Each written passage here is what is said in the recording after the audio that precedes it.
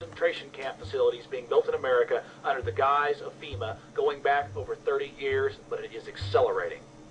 Colonel North, in your work at the NSC, were you not assigned at one time to work on plans for the continuity of government in the event of a major disaster? Mr. Chairman. I believe that question touches upon a highly sensitive and classified area, so may I request that you not touch upon that, sir.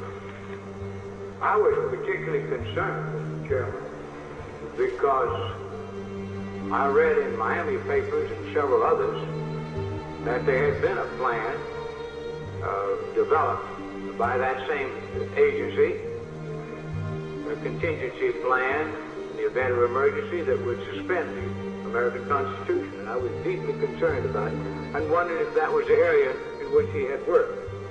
I believe it was. May I most respectfully request that that matter not be touched upon at this stage.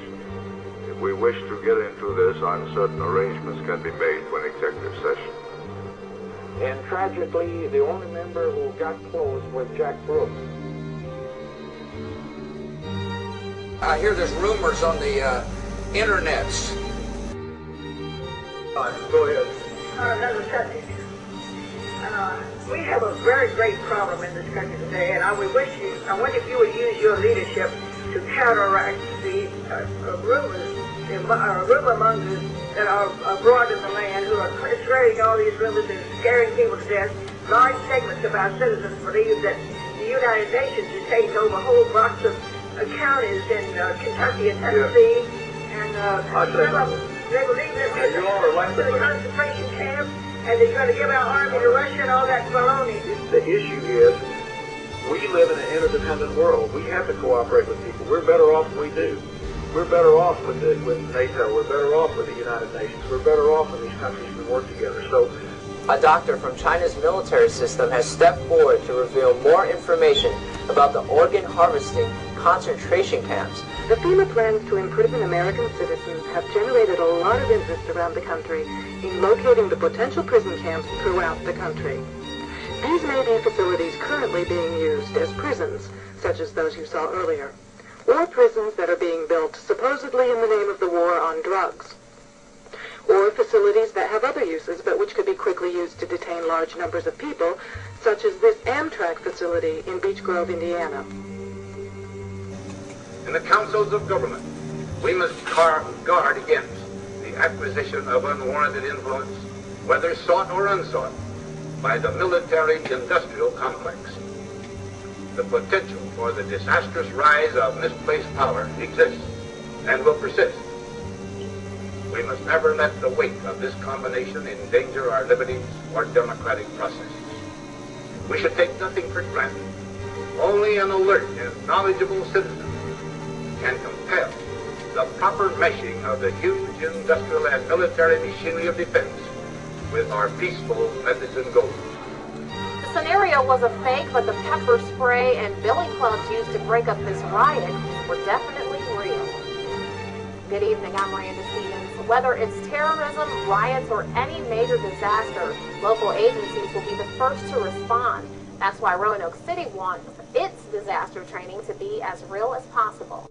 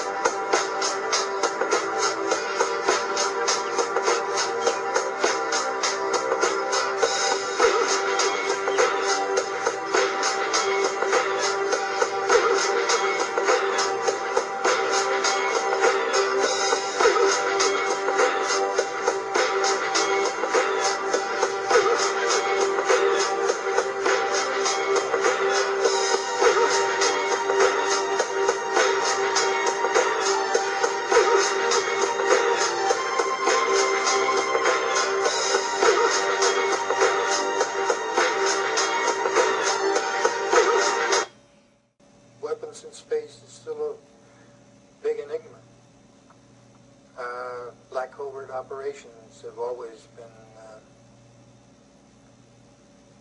trying to do something like that. Von Braun's purpose in life during the last years of his life, his dying years, was to educate the public and decision makers about why space-based weapons are dumb, dangerous, destabilizing, too costly, unnecessary, unworkable, undesirable.